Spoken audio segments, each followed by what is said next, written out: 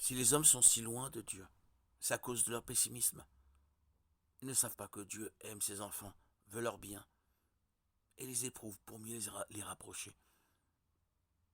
Alors dès que leur arrive le moindre malheur, ils sombrent dans l'angoisse et le désespoir.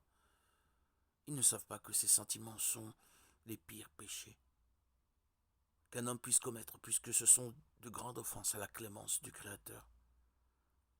En faisant de la joie un devoir et non un idéal facultatif, nous réapprenons la condition préalable à toute démarche vers le bien. La joie est le centre de gravité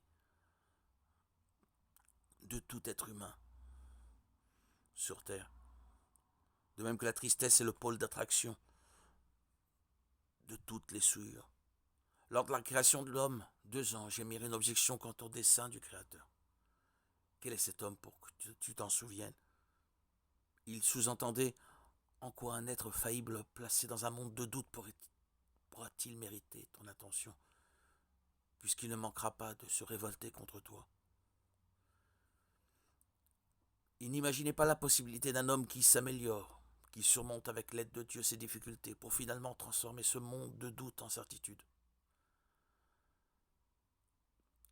L'un d'eux, ange du pessimisme, mettant en doute toute possibilité de progrès, il sera lui-même déchu puis châtié.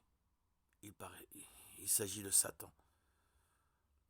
Ainsi, toutes les tentations du monde proviennent de ce défi que maintient le Satan dans l'esprit de l'homme. Tu n'y arriveras pas. Tu n'y arriveras pas. Chaque fois qu'il séduit un cœur vers la faute, c'est en fait pour le conduire à la tristesse. Si bien qu'en constatant son échec,